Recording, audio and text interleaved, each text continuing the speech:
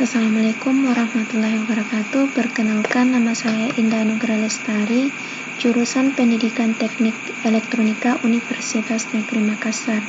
Nah, di sini saya akan mempresentasikan beberapa materi mengenai yang pertama itu media pembelajaran, yang kedua manajemen kelas, yang ketiga evaluasi pembelajaran. Jadi sebelum kita memasuki materi lebih lanjut lagi mengenai media pembelajarannya itu, kita harus mengetahui apa itu media pembelajaran. Jangan sampai kita masuk dalam materi sebelum kita mengetahui apa itu media pembelajaran. Nah, media pembelajaran adalah alat bantu proses belajar mengajar, segala sesuatu yang dapat dipergunakan untuk merangsang pikiran, perasaan, perhatian, dan kemampuan atau keterampilan pembelajar sehingga dapat mendorong terjadinya proses belajar. Selanjutnya, dalam upaya untuk menciptakan pembelajaran yang menyenangkan dan dapat mencapai hasil yang optimal, maka keberadaan media dan sumber belajar harus mendapatkan perhatian yang serius. Memilih media pembelajaran yang tepat akan sangat membantu guru dalam mencapai hasil yang sempurna. Perkembangan teknologi, informasi, dan komunikasi yang demikian pesatnya memaksa kita untuk mengubah cara pandang dan berpikir secara praktis dan efisien pada semua aspek kehidupan. Begitu juga dalam masalah memilih media dan sumber belajar dalam proses pembelajaran, seorang guru harus dengan cermat dan teliti untuk memilih berbagai media dan sumber belajar. Selanjutnya itu adapun fungsi media pembelajaran. Yang pertama itu fungsi media pembelajaran sebagai sumber belajar.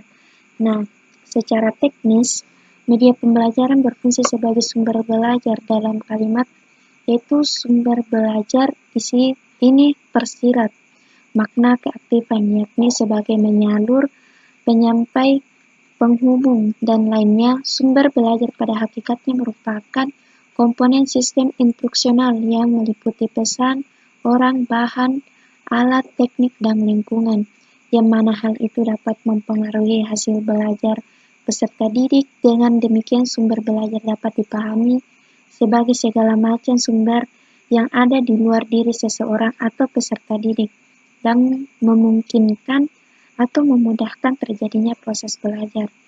Pada usia sekolah, terutama setelah menyelesaikan sekolah dasarnya, anak didik telah mencapai tingkat kesadaran sosial yang jelas sebagai hasil pengalamannya dengan keluarganya, kawan-kawan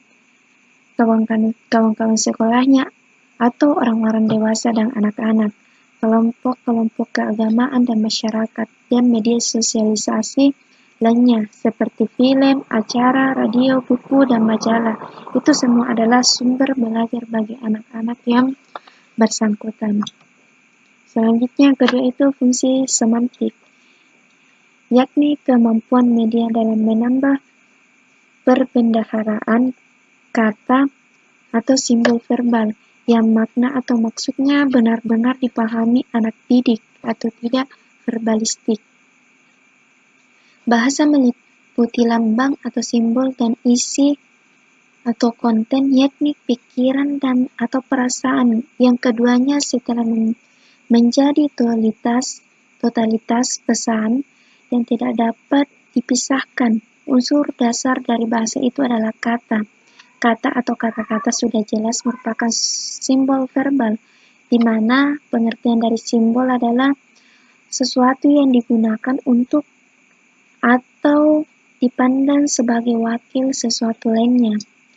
Bila simbol-simbol kata verbal tersebut hanya merujuk pada benda, misalnya Candi Borobudur, Big Ben di London, jantung manusia, atau ikan paus, maka masalah komunikasi akan menjadi sederhana. Artinya, guru tidak terlalu kesulitan untuk menjelaskannya. Ia bisa menjelaskan kata verbal itu dengan menghadirkan foto Candi Borobudur, Big Ben, mock-up, dan gambar ikan paus. Bila kita tersebut merujuk pada peristiwa, sifat sesuatu, tindakan, hubungan, konsep, dan lainnya, misalnya kata iman, etika, akhlak, atau tanggung jawab, maka masalah komunikasi menjadi tambah rumit, yakni bisa bila komunikasinya melalui bahasa verbal, namun bila guru yang kreatif dan mampu memberdayakan media pembelajaran secara tepat, hal itu dapat dengan mudah diatasi, yakni dengan memberikan penjelasan melalui bahasa dramatisasi, simulasi, cerita atau dongeng, cerita bergambar, dan lain sebagainya. Selanjutnya, yang ketiga, fungsi manipulatif. Nah, fungsi manipulatif ini didasarkan pada ciri-ciri atau karakteristik umum yang dimilikinya. Berdasarkan karakteristik umum ini, media memiliki dua kemampuan, yakni mengatasi batas-batas ruang dan waktu dan mengatasi keterbatasan inderawi. Pertama, kemampuan media pembelajaran dalam mengatasi batas-batas ruang dan waktu, yaitu yang pertama, kemampuan media menghadirkan objek atau peristiwa yang sulit dihadirkan dalam bentuk aslinya. Kedua, kemampuan media menjadikan objek atau peristiwa yang menyita waktu panjang menjadi singkat. Yang terakhir, kemampuan media menghadirkan kembali objek atau peristiwa yang telah terjadi. Selanjutnya, macam-macam media pembelajaran. Nah, terbagi menjadi 4, di mana itu pendengaran atau auditori, penglihatan visual, multi indra, pendengar dan penglihatan atau kinestetik.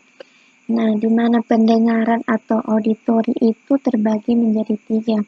Ada beberapa menjadi 3. Komunikasi verbal, menggunakan media rekam, intonasi suara yang jelas, dan kemudian yang kedua penglihatan visual, di mana penglihatan visual yaitu komunikasi gambar, sketsa, lukisan, grafik, foto, dan lainnya, poster, komik, komputer. Dan yang ketiga itu pendengaran dan penglihatan atau kinestetik, di mana itu terdiri dari audiovisual, yaitu cerita yang dibacakan, film, dan lainnya. Penggunaan intonasi dan ekspresi. Dan yang terakhir itu multi indra, di mana itu seperti pengalaman langsung, presentasi, demo, wawancara, wisata. Materi yang kedua, manajemen kelas. Nah, kita harus mengetahui apa itu manajemen kelas. Jadi, manajemen kelas adalah segala usaha yang diarahkan untuk mewujudkan suasana belajar mengajar yang efektif, menyenangkan, dan dapat memotivasi siswa untuk belajar dengan baik sesuai dengan kemampuan. Dengan kata lain, manajemen kelas adalah pengelolaan kelas yang dilakukan oleh guru. Bagaimana cara ia melaksanakannya, cara diawali kelas dari perencanaan kurikulum, penataan prosedur, dan sumber belajar. Selanjutnya itu pengertian manajemen kelas. Bisa kita lihat di PowerPoint bahwa manajemen kelas adalah ketentuan dan prosedur yang diperlukan guna menciptakan dan memelihara lingkungan tempat terjadi kegiatan belajar dan mengajar. Manajemen kelas juga dapat diartikan sebagai perangkat perilaku dan kegiatan guru yang diarahkan untuk menarik perilaku siswa yang wajar, pantas, dan layak, serta usaha dalam meminimalkan gangguan, menurut Hasri. Kemudian, adapun pengertian manajemen kelas merupakan usaha guru untuk menata dan mengatur tata laksana kelas diawali dari perencanaan kurikulum, penataan prosedur dan sumber belajar, pengaturan lingkungan kelas, memantau kemajuan siswa, dan mengantisipasi masalah-masalah yang mungkin timbul di kelas. Yang terakhir itu menurut Ari Kunto, manajemen kelas adalah suatu usaha yang dilakukan oleh penanggung jawab kegiatan belajar mengajar atau yang membantu dengan maksud agar dicapainya kondisi yang optimal sehingga dapat terlaksana kegiatan belajar seperti yang diharapkan. Selanjutnya, tujuan manajemen kelas.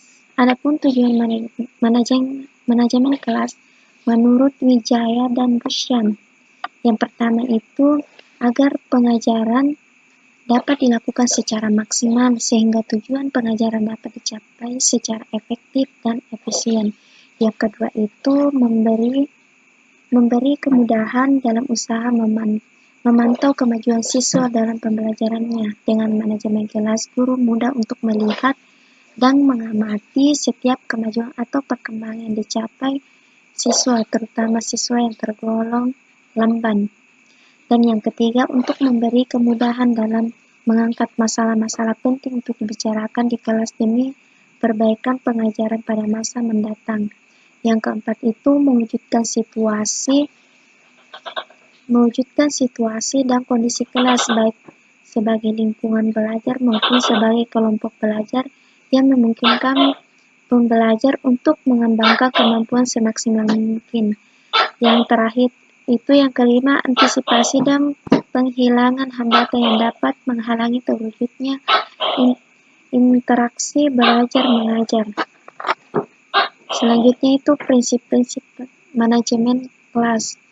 Adapun prinsip-prinsip manajemen kelas yang harus kita perhatikan yaitu sebagai persyaratan menciptakan satu model pembelajaran yang efektif dan efisien. Yang pertama itu prinsip kesiapan atau readiness. Kesiapan belajar ialah kematangan dan pertumbuhan psikis, inteligens, latar belakang pengalaman, hasil belajar yang baku, motivasi, persepsi, dan faktor-faktor lain yang memungkinkan seseorang dapat belajar. Dan yang kedua itu ada prinsip motivasi atau motivation. Motivasi adalah tenaga mendorong atau menarik yang menyebabkan adanya tingkah laku ke arah suatu tujuan tertentu. Adanya motivasi pada peserta didik, maka akan bersungguh-sungguh menunjukkan minat. Kemudian prinsip perhatian. Nah, prinsip perhatian merupakan suatu strategi kognitif yang mencakup 4 keterampilan yaitu berorientasi pada suatu masalah, meninjau sepintas isi masalah, memusatkan diri pada aspek-aspek yang relevan dan mengabaikan stimuli yang tidak relevan. Dalam proses pembelajaran itu, perhatian merupakan faktor yang besar pengaruhnya. Selanjutnya, adapun komponen pengelolaan kelas. Mulyasa menjelaskan bahwa keterampilan pengelolaan kelas memiliki komponen, yaitu sebagai berikut. Adapun yang pertama, penciptaan dan pemeliharaan iklim pembelajaran yang optimal. Ada beberapa. Yang pertama, menunjukkan sikap tanggap dengan cara memandang secara seksama, mendekati, memberikan pernyataan, dan memberikan reaksi terhadap gangguan di kelas. Yang kedua, membagi perhatian secara visual dan verbal. Memusatkan perhatian kelompok dengan cara menyiapkan peserta didik dalam pembelajaran. Dan yang terakhir, memberi petunjuk yang jelas. Dan yang kedua, dalam keterampilan pengelolaan kelas itu, keterampilan yang berhubungan dengan pengendalian kondisi belajar yang optimal. Ada beberapa. Yang pertama, mengajarkan perilaku baru dengan contoh dan pembiasaan. Yang kedua, meningkatkan perilaku yang baik melalui penguatan. Yang ketiga, mengurangi perilaku yang buruk dengan hukuman. Yang terakhir, pengelolaan kelompoknya. Adapun ruang lingkup pengelolaan kelas. Pengelolaan tata lingkungan fisik kelas. Salah satu faktor yang penting dalam belajar adalah lingkungan. Guru harus menciptakan lingkungan kelas yang membantu perkembangan pendidikan subjek didiknya atau siswa. Yang kedua, pengelolaan perilaku siswa. Perilaku siswa merupakan masalah karena terkait erat dengan efektif belajar dari kedua siswa dan perspektif guru. Ketika ruang kelas yang bebas dari gangguan, siswa dapat menggunakan waktu untuk kegiatan belajar di kelas. Perilaku satu siswa yang mengganggu dapat mengalihkan siswa lainnya dari pembelajaran. Perilaku yang tidak pantas harus ditangani dengan segera untuk mencegah perilaku tersebut terus berkembang dan menyebar. Dan yang ketiga, pengelolaan konflik di dalam kelas, di mana kelas merupakan tempat terjadinya proses belajar mengajar antara guru dengan siswa untuk mencapai tujuan pembelajaran. Kelas yang baik adalah kelas yang di dalamnya selalu terdapat Interaksi baik antara guru dengan siswa maupun siswa dengan siswa. Bila interaksi ini berjalan dengan baik, maka proses pembelajaran akan lebih kondusif dan efisien. Sebaliknya, bila tidak ada interaksi antara guru dengan siswa atau siswa dengan siswa, maka kemungkinan besar proses pembelajaran tidak nyaman. Dan materi selanjutnya, evaluasi pembelajaran. Nah, evaluasi pembelajaran dan ukuran. Menurut Hopkins dan Athens mengemukakan evaluasi adalah pemeriksaan secara terus-menerus untuk mendapatkan informasi yang meliputi siswa, guru, program pendidikan, dan proses belajar mengajar untuk mengetahui tingkat perubahan siswa dan ketetapan keputusan tentang gambaran siswa dan efektivitas program. Sedangkan pengukuran adalah suatu proses yang menghasilkan gambaran berupa angka-angka berdasarkan hasil pengamatan mengenai beberapa ciri atau attitude mengenal suatu objek, orang, atau peristiwa. Kemudian evaluasi bersifat komprehensif yang di dalamnya meliputi pengukuran, sedangkan tes merupakan salah satu alat atau bentuk dari pengukuran. Pengukuran lebih membatasi kepada gambaran yang bersifat kuantitatif berupa angka-angka mengenai kemajuan belajar siswa, learning progress. Sedangkan evaluasi atau evaluasi bersifat kualitatif di samping itu, evaluasi pada hakikatnya merupakan suatu proses membuat keputusan tentang nilai suatu objek.